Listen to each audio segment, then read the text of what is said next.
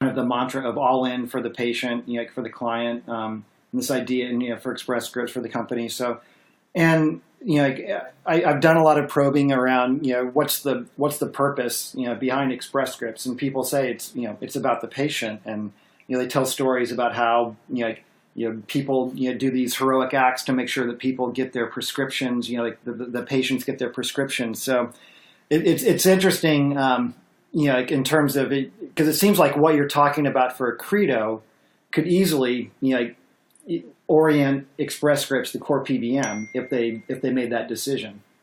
Yeah, but if I look at what I think people talk like that, but if you look at what we are framed at in the press and where we spend 80% of our time as a leadership team, it's about talking about saving our plan sponsors money. Yeah. Right? That's just the high cost of medication and everything. So I agree.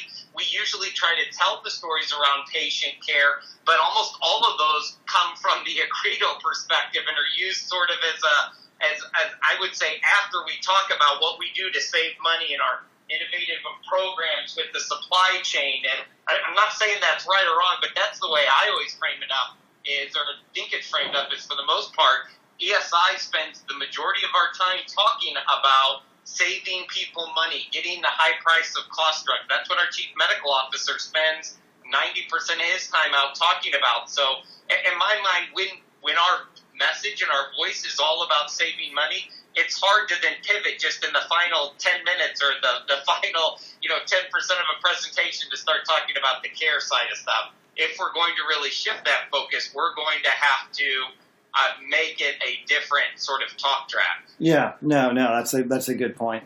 And it's funny, I spoke with Dr. Miller, and we were talking kind of about vision, and in his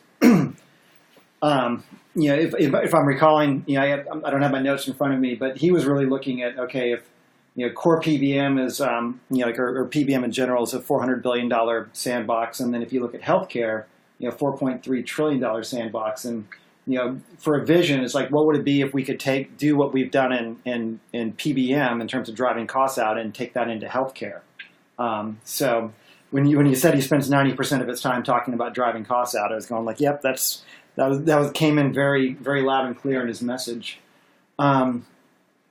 So one area that's come up is in terms of trying to create a framework for what a vision could be, and a couple of people have mentioned this. Is so we have the core business around the PBM, and then we also have these adjacencies, and not that Accredo is an adjacency, but it is operating as a subsidiary in some ways, even though the P&L is rolls back up to Tim. But how would you think about surrounding core PBM with other business units or business groups like Accredo to drive growth in different ways? Does that open up any new possibilities for the organization?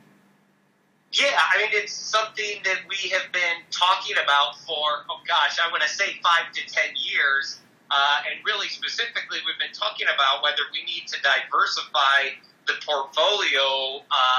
And again, it goes back to what Dr. Miller talked about, and that I think we still debate as a leadership team, which is, and this gets to why I think it's hard for us to say what our vision is. I don't think we know whether we want to stay the independent route, just primarily be a PBM and have a few pharmacy services like Accredo and like our mail order pharmacy, or whether we want to evolve that to get more involved in the healthcare space. And I think your question is, we as a leadership team still continue to debate that. And then which way do you go? Do you get more on the care side, or do you go more into the cost side of the equation? And that's why it's funny we're having to talk about what our vision is, but probably what you're hearing from everybody is everybody has a different idea on what we should do, and that's why it's probably hard for us to articulate what specifically our vision is. Yeah.